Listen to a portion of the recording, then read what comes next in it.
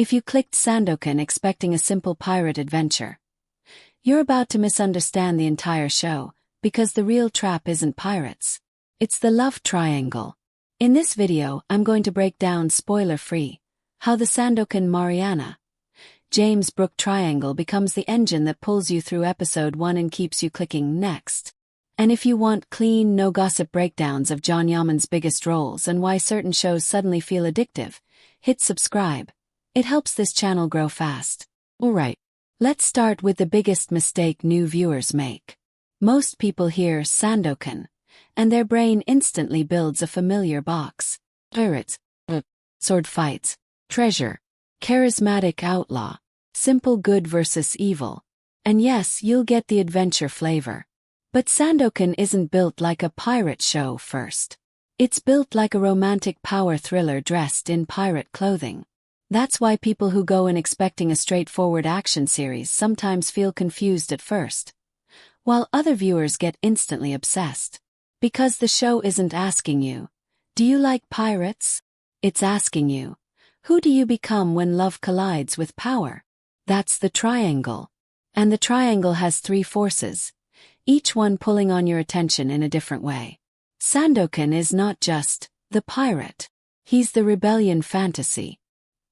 He represents freedom, danger, leadership, and that wild sense of I don't belong to your rules. Marianna is not just the love interest. She's the bridge between worlds. She's the character who makes the story emotionally expensive, because she's the one who has the most to lose no matter what she chooses. And James Brooke is not just the villain. He's the system. He's the one who turns romance into a chess match and makes every choice feel like it has consequences. When you put those three together, you don't get a cute romance. You get a pressure cooker.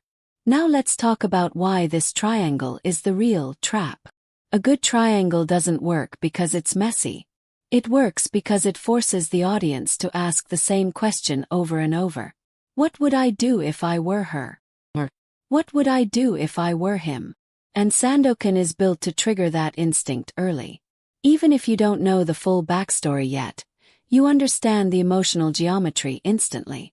Sandokan equals danger and truth. Brooke equals safety and status. But also control. Marianna stands in the middle, not because she's indecisive, but because she's trapped inside a world she didn't design. That's why the show becomes bingeable, turns adventure into emotion, turns romance into politics, turns eye contact into a threat. And if you're a Netflix viewer in the US, this is exactly the kind of engine that blows up on social media because it creates team culture. People don't just watch. They pick a side. They argue. They clip. They replay. Now I want to be super clear. I'm keeping this spoiler-free. So instead of naming specific scenes, I'll explain the three types of moments that make this triangle addictive. The moments you'll recognize as you watch. Moment type number 1. The look that changes the rules. In most action shows, the first big hook is a fight. In Sandokan, the hook is often a look, a moment where two characters realize, this isn't just attraction. This is danger. That's the triangle forming in real time. Because the triangle isn't two men fighting over a woman. That's the lazy version people assume. The real triangle is, one force offers freedom and chaos. One force offers security and structure. And the person in the middle becomes the battlefield. So when you see that first shift, when the vibe changes, your brain instantly understands. Okay, this isn't safe. That's why it's addictive. Your nervous system wakes up. Moment type number 2. The choice that costs something. A show becomes bingeable when choices have consequences. Sandokan isn't just, do they like each other? It's, what does it cost to even admit it? Because Marianna's world isn't neutral. It's a world of expectation, reputation, rules, and pressure. So every time she leans toward one side of the triangle, she's not just leaning emotionally. She's risking identity. And that's what makes the triangle feel grown-up. Not because it's scandalous, but because it's expensive. The show keeps asking, if you choose love, what do you lose? If you choose safety, what do you become? Moment type number 3. The system reacts. This is where Brooke becomes crucial. A lot of shows have a villain who is just angry. But the more dangerous villain is the one who has institutional power. Brooke isn't scary only because he's a person. He's scary because he represents a whole structure that can crush people without screaming. That turns romance into strategy. Because now it's not just, who does Marianna love? It's, who controls the story? Who controls the narrative? Who controls what is allowed? That's when viewers get hooked. Because the triangle becomes a war. Now if you're thinking, okay, but I came for Sandokan as a hero. Because Sandokan's character type is one of the most clickable archetypes in global streaming. He's the event hero. The hero who feels larger than his environment. The hero who makes people say, I don't even watch this genre, but I'm watching for him. That's what John Yaman is very good at. Carrying an archetype with presence. But here's the trick. If Sandokan were only cool pirate hero, the show would be fun and forgettable. The love triangle is what turns him into a myth inside the story. Because you start seeing him through someone else's risk. Marianna doesn't just like him. The story frames him as the dangerous option that could rewrite her whole life. That's why romance matters. It's not decoration. It's the lens. Now let's talk about Marianna. Because she is the character most Netflix viewers misread. In a lot of binge shows, the female lead gets reduced to, she's in love or she's confused. But if you watch carefully, Marianna is the character doing the hardest work. She's navigating two realities. The reality of what she wants. And the reality of what her world expects. That conflict is what turns her into a symbol. And that's why the triangle works.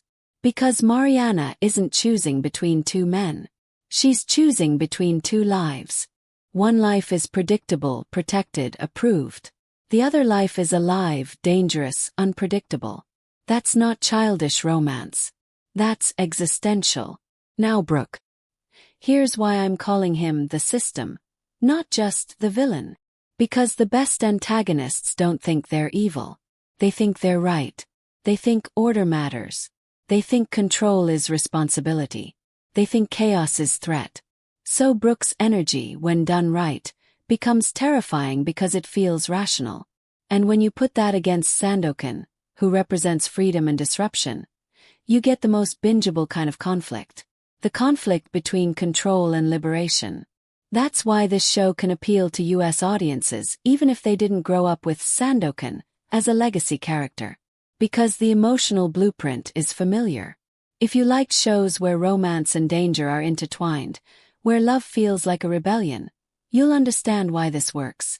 It's the same reason people got addicted to certain parts of outlaw love stories, forbidden romance arcs, empire versus rebel narratives, and any storyline where the villain isn't just mean, the villain owns the room. Now here's the most important part for anyone watching on Netflix. If you watch Sandokan like it's only an action show, you'll miss what makes it addictive. So here's how to watch episode 1 without falling into the pirate trap. Watch 4. Who controls the room? Who breaks the rules? Who is forced to pretend they don't care? Because that third point, the pretending, is where the triangle becomes real. The moment the bridge character has to hide her true reaction, the audience becomes emotionally locked in.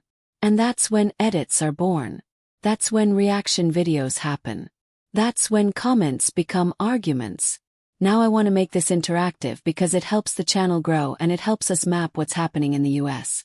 First, if you're in the United States, go check Netflix and tell me. Is Sandokan showing for you right now, yes or no? And tell me your device. TV, iPhone, browser, whatever. Second, pick a side. Team Sandokan if you think freedom wins. Team Marianna if you think she's the key and the real main character. Team Brooke if you think the system always wins and he's the most dangerous force. And here's the final question, this is the one I really care about. When you watch episode 1, what hooked you more? The action? Or the tension between the characters? Because that answer tells us what Netflix viewers are actually responding to. And it predicts whether the show escapes the fan bubble and becomes a mainstream binge. If you want the next video after this, I can do a spoiler-free breakdown of the other side of the coin. Why Brooke's system villain energy is the real threat, and why Sandokan isn't just a hero. He's a disruption. Subscribe for that and I'll drop it next.